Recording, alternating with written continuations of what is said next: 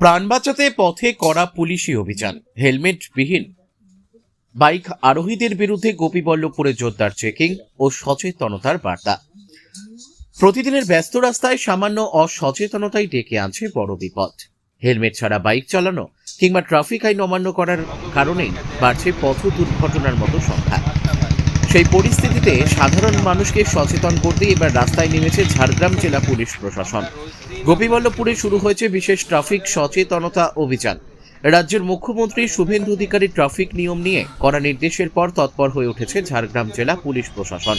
পথ নিরাপত্তা ও ট্রাফিক আইন মেনে চলার বার্তা নিয়ে গোপীবল্লভপুরে জোর প্রচার শুরু করেছে গোপীবল্লভপুর থানার পুলিশ। ট্রাফিক নিয়ম ভেঙে বিনা হেলমেটে বাইক চালালে নেওয়া হবে কড়া ব্যবস্থা বলেও জানানো হয়েছে পুলিশের পক্ষ থেকে।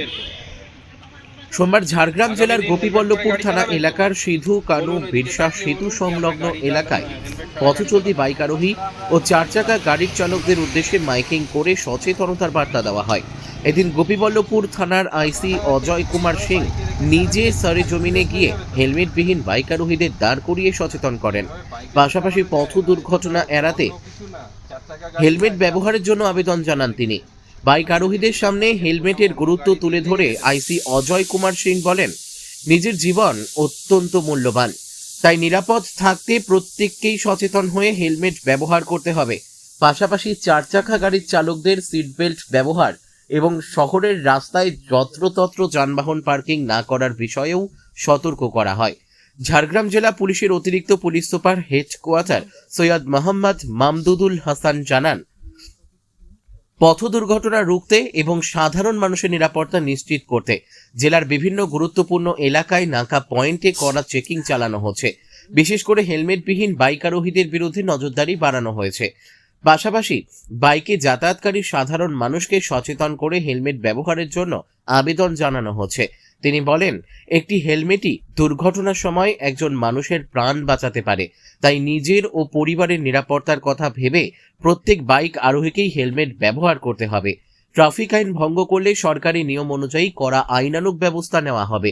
পুলিশ সূত্রে খবর, গত 2 বছরের তুলনায় বর্তমানে প্রতিদিন ট্রাফিক আইন ভঙ্গের ঘটনায় জরিমানার সংখ্যা প্রায় দ্বিগুণ হয়েছে। তাই দুর্ঘটনা রুখতে ও সাধারণ মানুষকে সচেতন করতেই এই বিশেষ অভিযান চালানো হচ্ছে। ঝাড়গ্রাম থেকে অরূপ ঘোষের রিপোর্ট, বিগ নিউজ বাংলা। মুখ্যমন্ত্রী যেখানে বলেছেন বাইক চালাতে গেলে হেলমেট জরুরি, তারপর থেকে বিভিন্ন জায়গায় গোপীবল্লভপুর থানার পুলিশের তরফ থেকে বিভিন্ন জায়গায় হেলমেট নিয়ে সাধারণ মানুষকে সচেতনতার বার্তা দেওয়া হচ্ছে, কি বলবেন? এটি তো খুবই ভালো উদ্যোগ।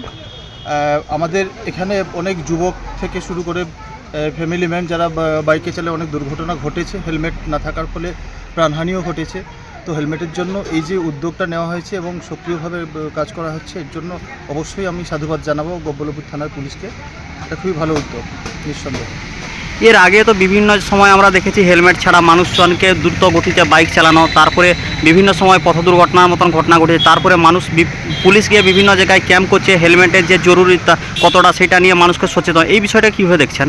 হ্যাঁ, পুলিশ বারবার সচেতন করছেন, আমাদের প্রচার মাধ্যমও বারবার সচেতন করছেন, কিন্তু মানুষের ভেতর সেই সচেতনতাটা ধীরে ধীরে শুরু হচ্ছে এবং এটা হওয়া উচিত। প্রত্যেকটা মানুষ তার পরিবার কাছে খুব মূল্যবান এবং হেলমেট পরে চালানোটা অবশ্যই আমাদের কর্তব্যের ভেতর পড়ে এবং এটা অবশ্যই উচিত এবং এটা খুবই প্রভাব পড়ছে। আপনার নাম? আমার নাম অনিমেষ সিং। বাড়ি? বাড়ি গোপীবল্লভপুর।